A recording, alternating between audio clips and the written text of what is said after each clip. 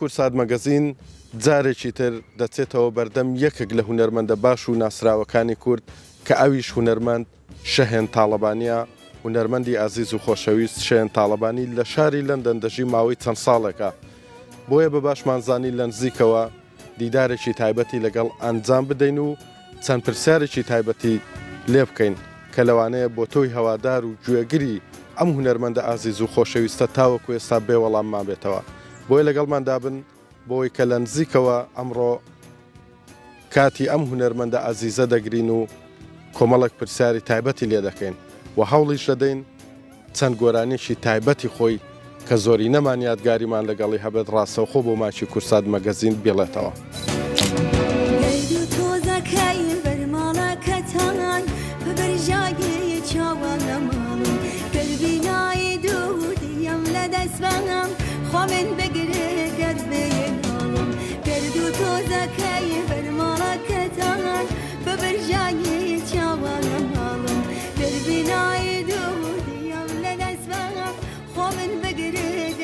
شێن خان سڵاوت لێبێ و زۆر سپاس بۆ ئامادەبوونت دوای ماوەیەکی زۆر دابڕان. هەم من خۆشحاڵم هەم دڵنیان بینەرانی کورساتیش خۆشحاڵ دەبن کە دەتبینەوە. سڵاو ڕێز عەزیزم بەخێر هاتی سەرچاوەکانم. هەر لێرە منیش ڕێز و خۆشەویستیم ئاراستەی ئازیزان و خۆشەویستانی گەلی کورد و بە تایبەت تەلەڤیزیۆنی کورسات کە دوای ماوەیەکی زۆر کەوتەتە بیری با بڕین بۆ لای شەهین تاڵەبانی. ئاراستەیانەکەم و خۆشحاڵم کە ئەمڕۆ دوای ماوەیەکی زۆر بتوانم پرسیارەکانتان جواب بەمە و بزانم بۆچی هاتوون بۆ ئێرە بەخێر بێن. منیش خۆشحاڵم بە دیداری ئێوە. سپاس دەکەم حتمما لەبەرەوەی کە تۆ مڵکی خێزانەکەت نەماوی تۆ لەوە دەرچووی مڵکی هەموو گەلی کوردیت بە دەنگە تایبەتەکەت بۆ خزمەتە زۆرێک کە لە هونەردا کردوتار بۆیش ئێمە هاتووینەتە خزمەتت. لەوە دەست پێ دەکەم بۆچی شێن تاڵەبانی ماوەیەکی زۆرە بێدەنگە.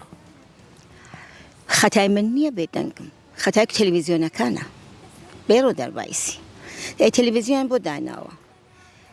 ئەوانن وەکو جاران وەکو یەکەم جارەکان کە تەلەڤیزیۆنیان دامەزران شار بە شار وڵات بە وڵات کۆڵان بە کۆڵان جادە بە جادە ئەگەڕان بە شۆن هونەرمەند داوەتیان ئەکرد و بەرنامەیەکی زۆر باش و جوان هونەرمەندەکە پێشکەشیە کرد. ئێستا تەلەڤیزیۆنەکان دانیشتن هونەرمەند خۆی ڕاکات ناکات بێ هونەرمەند خۆی بێتەوە. من لێرە ئەگەر مناسباتێک هەیە نەتەنها من ئەو هونەرمەندانەوە ساڵانی ساڵ ئەوانی زەحمەتیان کێشاوە کاتیان داناوە و گۆرانیان پێشکەش کردە بە خەڵکی ئازیز ئەوانیش هەروە ئەبێ تەلەڤیزیۆنەکانن کە یادیان بکەن لە مناسباتێک ساڵی جارێ داوەتیان بکەن حتا بەعزی جاریش دووجار لە بیدایە تا تەلەڤیزیۆنی باکوور کە ئینقلابێکی گەورە بوو دامەزرا شاید بژیم لە ساڵە من 3-4 جار داوەت ئەکرام کە بەرنامە ئەکرا. یعنی پێ دوایە ئێستا بە بەراورد بە جاران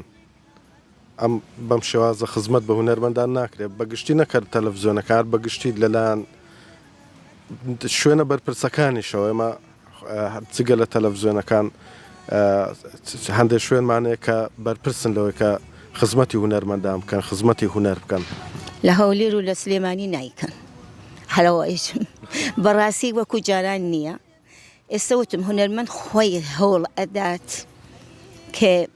هونەرێکی هەیە ئەگەر بەرنامێکی هەیە ئەگە گۆرانێکی هەیە ئەگە ملۆدێکی جوانی هەیە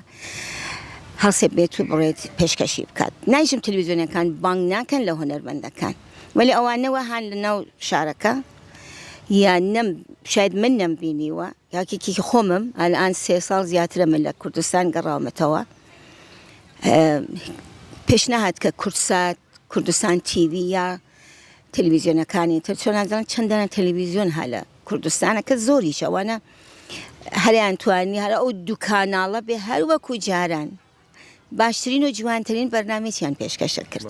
بەڕاستی شێن خان جگە لەم گلەیانەی کە باسی دەکەی ئێستا پێ دوایە بەگشتی هیچ فلتەرێک هەیە بۆ هەڵسەنگاندنی کاری هونەری لە کوردستاندا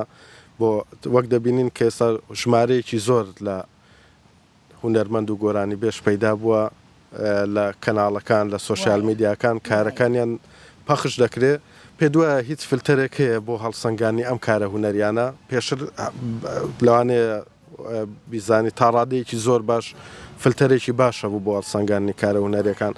ئەم بەراوردە لە نێوان ئەوسا و ئێستا چۆن دەبینی؟ خۆ جیاوازە بەڕاستی جیاوازە من بە زۆر کەم بەرنامەکان تۆشاکەم ولی گاه گودارێک ئەژم با بزانم ئەمە ئەمجارە چییە چه خەبەرە ئەزانی هونەرمەند لە هەموو بواری هۆنەری ئەوەڵەن ئەوە با بژم سروەتی گەورە سروەت بێ بەناو سروەت لە هەموو بواری هۆنەری بۆ هەر وڵاتێک هۆنەرە کەس هەموو بواری هۆنەری و یەکی لەوانەیە کە جاران ئەفەرمووی من خۆم حەزمە کرد هەمیشە شاید لە وڵاتی من لە ئێرانە ئێمە ئەو کاتە بووین هۆنەرمەندیان بانگ ئەکرێت تەلەڤیزیۆن گەرچی من چۆن ئەو گۆرانی مەخۆن حەزم ناکرد بمبینە تەلەڤیزیۆن نەچووم هەرگیز ئەمما هۆنەرمەندیان داوەتە کرد ئەهاتن گروپ موسیقا دائانیشن کە لە بیدایەتی تەلەڤیزیۆنەکانی کوردستان هەروە بوو موسیقا تەنها گۆرانی بێژەکە نییە گروپ موسیقا کە ساڵان زەحمەتە کێشن ئەو سازانە فێرە بن کە تواو گۆرانیەکە بۆ موسیقا جوانتریش ئەبێ حتا ئەو کەسە هۆنراوەکەی داناوە ئەو کەسێک کە ئاوازەکەی داناوە ملۆدیەکەی داناوە ئەمانە لازمە ببێت ئەو کەسە کە دعوەتەکەن ئەگەر لە حاڵ حەیاتە بن بیان تێنەگەن یادی بکەن ئەم هۆنراوە هی کیە ئەم ملۆدیە هی کیە ئەم موسیقا کە تەنزیمی کردو ئەمانە لازمە خەڵک ئەوانیش بناسی و بیان بینن جا ئەو کاتە پێیکەوە بۆ گۆرانیە بۆ دەنگە کە خەڵک حەزی لێبێ کارێک پێشکەش ئەکرگە هەمیشە بمێنێتەوە بارها گوێ لێ بگرن ئەوە هۆنەرە تێبینیت لەسەر ئەو کارە هوەریانە ئێستا هەیە بەگشتی ژمارەی ڕۆژانە گۆرانی تازە بڵاو دەبێتەوە لایەن زۆر کەسەوە وایە وەڵا لە چەند وەختی لەمە بەرنا شتێک بۆ هەر گۆرانیکانی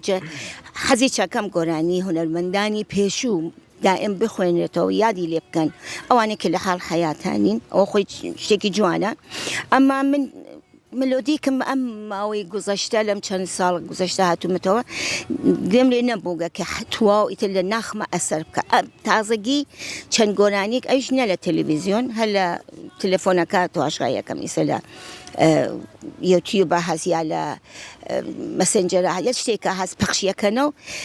چەند کەسێک بەڕاستی ئەبینم کارێکی زۆر جوان خەریکن پێشکەشەکەن ئەمە نیمە هەنوو کامل نەمبینی وە لە تەلەڤیزیۆن نەهاتووە کە خەڵک بیناسێ یا بیبینە یا شاید من نەمبینیوە دەمەوێت یەکشت لە ڕای تۆش بزانم لە سەرەما زۆر جار گوێ بیستی هەندێک لە هونەرمەندە ڕەسەنەکان دەبین دەڵێ گۆرانیە تازەکان ئەوانەی کە تازە گۆرانی دەڵێن یاخود بەشێک ناتوانین بڵین بەگشتی بەڵام بەشێک لەم گۆرانیە تازانە هەر ئەو دقەیە کە گوێی لێ دەگریت تەواوی تر ناتوانێت دووبارە گوێ لێ بگریتەوە بەڵام گۆرانیەکانی تۆ بۆ نمونە یان هونەرمەندە ڕەسەنەکانی تر هەتاوەکو کۆن بێ تێژی خۆشتر دەبێت لە گوێگرتنێ بەڵا تۆش هەمان بۆ چوونەت هەیە لەسەر ئەزانی هونەرمەند ئێستا من بە هونەرمەندەکان ئەڵێم ڕێز و خۆشەویستیم هەیە زۆریش خۆشم خۆشحاڵە بەم هونەرمەندمان زۆر ببێت و پێشگیری لێ بکەم بە تایبەت خەڵکی خۆشەویست بەس تۆ ملۆدیە کە ئەبێ انتخابی بکە یعنی هەڵبژێری بزانانی چ ملۆدیک چ هۆنراوێک ئەوە زۆر مهمە لە گۆرانی لە موسیقا هۆنراوە و ملۆدی جا ئەوکتە تەنزیمی جوان لە ترکە ئەو کارە بسە لە من ئەمێنێتەوە منتەها بەعزێکی هەوڵە بن زۆر حەزەکەن بێن شتێ گۆرانیت بڵێن کە خۆیان نیشان بدەن زۆربیان ئەلان من گوێیان لێ ناگرم بەو سوورەتە و چەندانێک هەیە کە واقعەن بەعزی وەخت پێم خۆشە گوێ بگرم و ئەڵم ئەو چ باش ئیساوەمانە ئەوانەشە هەنوو هۆنەرمان خەرێکە پێشەچێ ئەزانی گروپی موسیقا لە لای منەوە ئێستا لە چه لە تەلەڤیزیۆنی هەولێر لە سلێمانی گوێم لێ بووە بەڕاستی موسیقا ئەڵێم هونەرمەندانێکی زۆر باشمان هەیە بەتوانە کاری جوان پێشکەشەکەن زۆر باشە بەس وتم تەلەڤیزیۆن خۆی زۆر گرنگە زۆر مهمە پشتگیری لەو گروپە موسیقا لە گۆرانی بێژەکە لە هەموو بوارێکی هۆنەریەکە بیکەن کە کار لەوە جوانتریش پێشکەرگێ بمێنێتەوە بۆ وڵات بمێنێتەوە بۆ جیلی تازە ئەوانە ببینن حەزیان لێبێ ئەوانیش ئەگەر هۆنەرێکیان هەست هەنگاو هەڵگرن و بێنە پێشەوە دەستخۆش بچینە سەر هەندێک پرسیاری تایبەت. فەرموو. سپاس دەکەم. لێرە لە لەندەن بە چیەوە سەرقاڵی ڕۆژانە؟ بە کوڕەکانمەوە بە نەوەکانمەوە بە دۆستەکانم. ئێستا نەنکیشیت. باڵێ 5 نەوەم هەست، نەوەی گەورەم ئەلئان کلاس 9 تواوەکات و نەوەی چکۆلەیچم ئەلئان ساڵێ تەچتە کلاسی 1. گۆرانیان بۆ دەڵێیت؟ نەوەڵڵا. یان بەس بۆ تەلەڤیزیۆن و بۆ تەلەڤیزیۆن و بۆ خەڵکی ئازیزی بۆ دۆستەکانم ئەگەر مهمانیک ببێت بە خۆم بزانم کوێ نەسئێنە و کی گەلێنن داوا بکەن دڵیان ناشکێنم گۆرانێکیان بۆ ئەڵێم باسی هەموو شتێک ئەکردگێ هەر ئەوانی باسی هۆنەر ئەکردگێ و ئەگە گلەیەکیان بێ ئەڵێن و یعنی کوڕەکانت داوا ناکەن گۆرانیان نەوەکانت گۆرانیان نه وەلی ئەگە گویان لێبێ پیان خۆشە ئەگە گاهێک خۆم بۆ خۆم بازێکیان بە تایبەت بەیانی لە خەو هەڵەسم لە حاڵەتێک کە ئەبم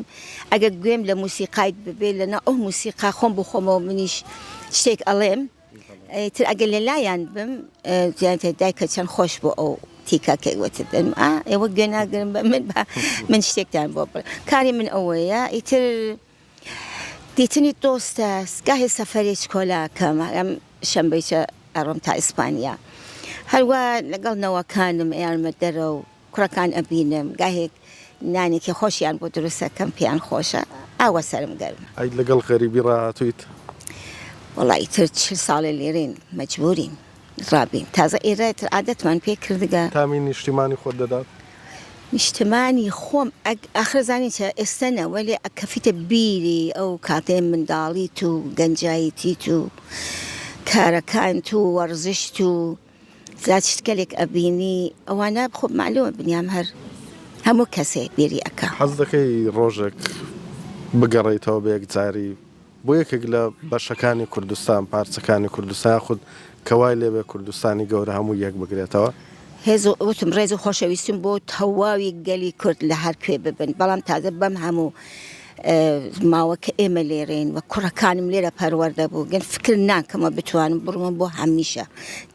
لە ئێنە بژێ ئەمە ئارزووم کردگە لە خودای تەڵەب کردگە وڵاتی منیش بێتە وڵاتێکە ڕۆژهەڵات هۆنەر خۆیی لە تەلەڤیزیۆن نیشان بدات و بتوانم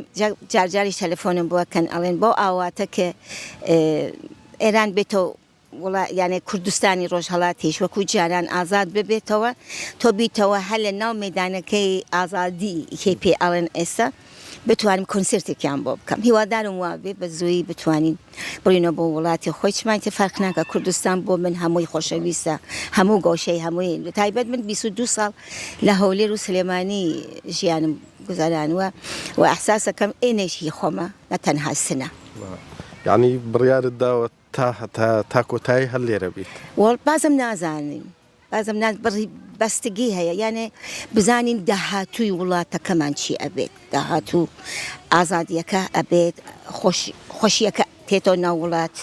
ماوەیەکی گەرەکەیتەوە کاتە من زۆر پیر بووگەم میتەوە کاتە بچمە پشی بکەم لێنە وتم مەگەر بڕۆمە بۆ دیداری خەڵکی عزیز کە خۆشمیانەوێ ئەزانم. تەمەند درێژ بیت ئەی سپاس دەکەم بینە سەر گۆرانیەکانت لە گۆرانیە کۆنەکانەوە گۆرانی سەبری کە بەڵا هیچ نهێنیە شتێک هەیە لەسەر ئەم گۆرانیە کە تاوەکو ئێستا باز نەکرابێ لە ڕابردوودا لەوانەیە خۆشت هەندێک شت بیست پێ خەڵق قسەی کردبێ لەسەرەمە حەز دەکەم لە دەمی خۆتەوە خەڵک تەوەجۆ بکەی بۆ هەر هونەرمەندێک خەڵکی خۆمان زۆر ماشەڵڵا باسی چیز ئەکەن بدونێنکە حەقیقەتەکە بزانن ئەسان فرەچت گەل بۆ من سەرسۆر ماوە بوو کە مانەوە بوو کە بۆچی ئەوانە ئۆکەی زۆر کەس کچ و کوڕ بەیەک و گۆرانی ئەڵێن ئۆکەی بەڕەحمەت بێت و خوالی خۆش بێت ئەباس کەمەندی ئەو هونەرمەندە کە ناسراوە کە بەڕاستی بەلای منەوە یە حەق پەنجەیەکی هۆنەرێکی تێدا بوو ئەو گۆرانی حەزی کرد بە منی بدات باوەڕ بکە نەمەناسی ئەمزانی برای من ئەناسێت ئەمزانی لایەنی برای من و ماڵی من ئادرسی منی پەیدا کردگە و هات داوای لە من کرد کە ئەم گۆرانیە بەس تۆ ئەبێ بیخوێنی کە دوایی لە دوای چەند مانگ لەبەر ئەوە ئەو کاتە بۆ کچ باش نەبوو گۆرانی بێژ بێت قبول منع کرد آخری راضی بم ئەوەندە هاتوو تەمەنای کرد بەو شەرتە کە ناوی خۆم نەڵێم بە کەس نەمناسێ ئەمە شتێک بوو کە ئەو گۆران کە چوینە ناو رادیۆ گروپی موسیقا پرۆڤەمان ئەکرد وتیان ئەگەر دوو قۆڵی بێخوێنە چەنە جوانتریش ئەبێ عەباس کەمەندی ئەمەیە وتی بەمە من دەنگم ئەو گۆرانی بێژ نەبوو ئەو کاتیچە ئەبەدا وتی نانە ئەو قسەمە کە ئەم گۆرانیە بەس بۆ شەینخانە بێت و بەس من دەنگی من کەی خۆشە خراپی ئەکەم وتیان وەڵا پرۆڤەتانە کرد زۆرجە پرۆڤەیەکترمان بە موسیقا کردیان زۆر جوانە وتیان بیخوێنن ڕازی بوو پێکەوە خوۆندمان بوو بەم گۆرانیە دووە 4 ڕۆژ بڵاوە بووە من ئەسا خۆی چم تعجب کرد ئەوەندە خەڵک حەزی لەو گۆرانیە بووە و بەڕاستی پێتان ئەڵێ من ئیتر دوای ئەو گۆرانی چە کاک ئەباسم نەبینی بە هیچ شێوەی تا تەواو بوو ماوەیەکی گوزەران لە من ئیتر بوومە مامۆستا لە کلاسەکەم کوڕێک ئەم گۆرانی دوێشەو خەوم دی دووروا بیماری گوێم لێ بوو کوڕەکە لە کلاسەکەم زۆر ملودیەکەی پێم خۆش بوو لێم گرت هەر ئەو خوێندیوە من لێم گرت بەس شعرەکانی ئەونا فولکلۆرماندا هاتمەوە خەبەرمدا بە کاک ئەباس وتم ئەم گۆرانیە چۆنە وتی زۆر خۆشە بڕین بۆ رادیۆ ئەویش تۆمار بکەین کە رادیۆ هەرو کاتە خۆی تەنزیمیە کرد موسیقا پرۆڤەیە کرد ئەومانیان تۆمار کرد و باوەڕ بکەن ئیتر لە دوای ئەوە من کاک ئەباسم هەر نەبینی هەر نەمدی چونکە نەمام لە سنە ڕۆشتمە تاران و هیچ پەیوەندیکتریشمان نەبوو تا تاران کوردی داوت کرد بۆ فۆلکلۆری نیشانبات ئەو کاتە فەتانی وەلێدی کە خۆتان نەزانن چی بەسەر هات ئەو بەسە زوانە هۆنەرمەندە پێکەوە داوتمانیان کرد بچین بۆ تاران ئەباس کەمەندی لەگەڵمانە هات حازر نەبوو لێنا لەگەڵ من بخۆین بێ بە تەنها بخوێنە ئاخرین بارێ بۆگە من کاک ئەباسم بینی هەتاکو تەلەڤیزیۆنی باکوور دامەزراوە من دوای ماوەیەک ڕازی بووم بگەڕێمەوە گۆرانی بڵێم لە تەلەڤیزیۆنەکە دانیشتی بووم سورپرایزێ بوو کە بە کاک ئەباس بێت منیش ئەو ببینم ئەو وتی شەیخ گیان بەخێر بێ منیشتم ئەباس گیان تۆی چۆنی ئاڵێن تۆ وتە ئەباس گیانە مە حتمەن شتێک بێن تۆ ئەباس بووە کاکەمە دروستی مەکەن بارها لیمیان پرسیگە باوەڕ بکەن هیچ شتێک نەبوو دەشاید ئەو عاشق تۆ بووە کاکە ئەو شتێکی نەوتوە بە من هیچ هەستێکم پێ نەکردووە بەسە زوانە ئەمە شتێتە بەلاخەرە گەر ڕازی بووێتن قبولیان کرده بێ هیچ شتێک لەبێر من و کاک ئەباسە نەبووە ڕۆحی شاد بێت لەگەڵ هونەرمەندەکانی تر کە لە حاڵ حەیاتەوە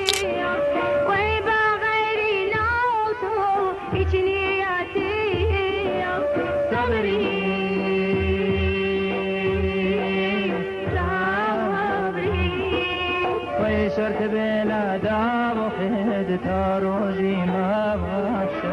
ويبرقي عزيامتي شێن خان کام گۆرانی خۆتت زۆر خۆش دەوێت بەخوا خۆی چم نازانم من ئیتر ئەو نازانم کۆنسرتێن داوەتە کرم ئەڵێ چەند گۆرانێک ئینتەخاب بکەم ئەوینم خەڵک گەرد و تۆزیان زۆر پێخۆشە ئامۆزایان زۆر پێخۆشە ئای سوتامیان زۆر پێخۆشە سنەیەکان پێخۆشە ئیتر لە بەرنامێکیش لە کانادا بووم یەکێ هاتووتی ئەو گۆرانیەوە ئەڵێ یاخوا لە بیرم نەما بێژم چی داوای کردوتم بەخوا چون پرۆڤەمان نەکردگەنە بەستگی بە خەڵک هەست چ گۆرانی حەزیان لێ بێ چ گۆرانی خۆشیان بێ ئەو بۆ من مهمە بۆ خۆت هیچ یەکێک لە گۆرانەکانت حەز لێ نیە بە تایبەتی یان نهێنیەک شتێکی لە پشتەوە بێ کە زۆر تایبەت بێ بەلاتەوە نە بەخوا ئەوە نییە بەس ئیتر وەختی گۆرانیەکەی مامۆستای بەڕێز کاک بورهان گۆرانیەکانی بۆم حازر کردە لە بەرێ کۆپیان خوێنم مەگەر بڕۆم دانیشم مەسەڵەن لە جێگەیەک بین تخواک شەین ئەو گۆرانیمانە بۆ بڵێ ئیسە شارەکەم سنەیە یا هەر گۆرانێکتر خوێنم بۆیان وەلی خۆم بۆ ئێمەشی ناخوێنیت شارەکەم سنە بۆ خەڵکی سنە بۆ هەموو کوردیش سنەش هەر شاری ئێمەیە بە دڵنیاییەوە حتمەن بێگومان هەکارە ئێستا لەسەر ئەوە بم بەسەر چاو شارەکەم سنە شاری شیرینم جێگای لەدایک بوون هەستی ئەوینم کەی چاوم ڕۆشن بێ بەدیان شاره گیان به قربان دیمنی شاره هر سوچه کی تو گیانا با من شاره که زندو کروی عزیز یادگاری که حزاکم بچمو بشاری سنه اشاره قبله آواتی منه بچم دانشم لپای طاقتان چاو گلم پرکم لتماشای شاد چاو گلم پرکم دیانم لتماشای شاد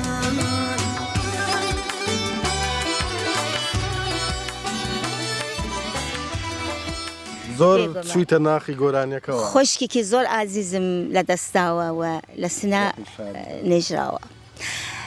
مسلمە دۆستگەلێ زۆرم هەست پێیان خۆشە پێم خۆشە زۆر کەس ببینم زۆر کەس کە منیان خۆشەوێ هیوادارم ئێوەش دعا بکەن بە زووترین کات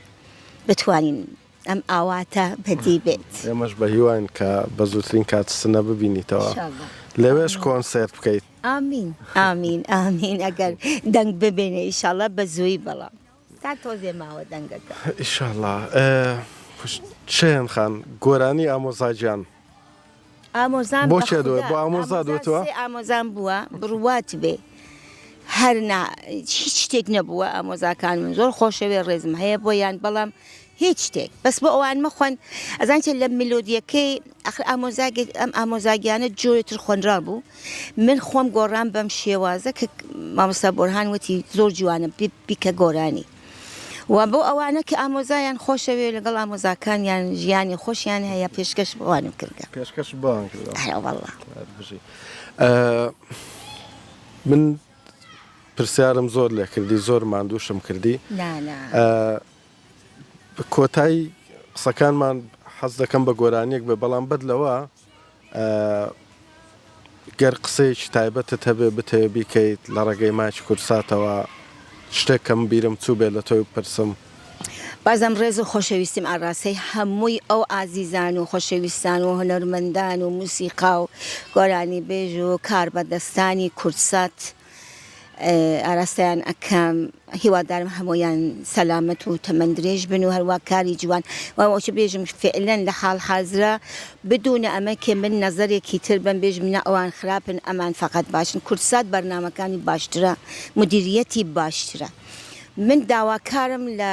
وەزارەتی ڕۆشنبیری کە ئەسان هەنەرمونەر بەلایە بە نەزەر من هیچ نییە من چەند جار ڕۆشتم باسی ئەم فرشتم کردووە زۆر گرنگێکیان نەداگە بەوە کێ ئەم وەزارەتە بە تایبەت بۆ هۆنەر و هۆنەرمەندە لە هەموو بواری هۆنەری ئەو ئاڵێ هیوادارم تەلەڤیزیۆنەکان مدیریەتێکی باشی تیا ببێت مجری باشی تیا ببێت هۆنەرمەندی باش داوەت بکە بە تایبەت کۆنەکان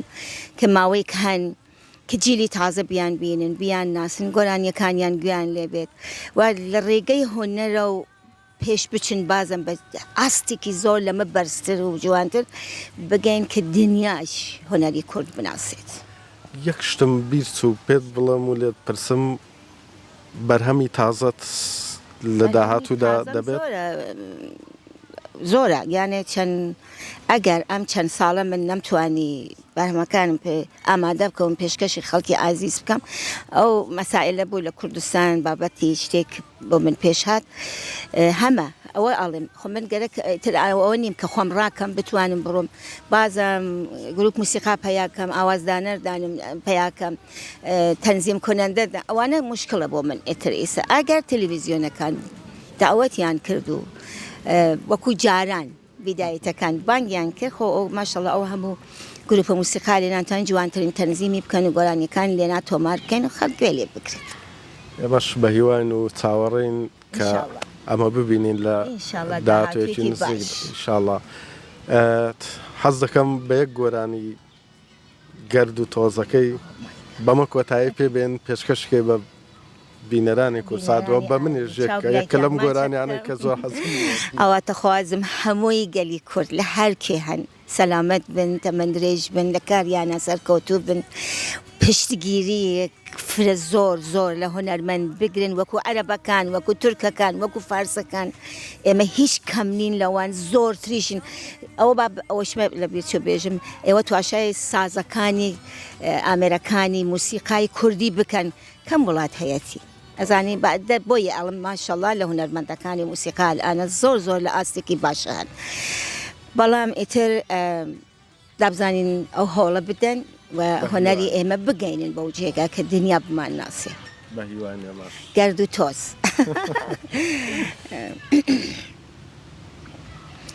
گەرد و تۆزەکەی بەرماڵەکەتان بە برژانی چاوەڵم گەر بینایی دوودیم لە دەست بەم خوا من بگرێ گەر بێناڵم هەوار بۆ کێ بەرن یار تۆراوە تەنیامەوە خەریکە گیانم بۆی دەرچێ لە تاوی عەشقی سوتاوە لەسەر ڕێگاکە چاوەڕێم کردی لەسەر داهاتی دەرکەوتی دەست لە ناو دەست یارێکی تر بوو لات لێم نەکردە و سەرکەوتی دەی تخوا و دوو چاوەم کرد بێ خۆزگایە و ساتە مردم ئیتر ژیانم بۆ چی بێ تخوا تۆ بووات لێ کردم هاوار بۆ کێیە بەرن یا تۆراوە و تەنیامە خەریکە گیانم بۆ بۆی دەرچێت لە تاوی عەشقی سووداوە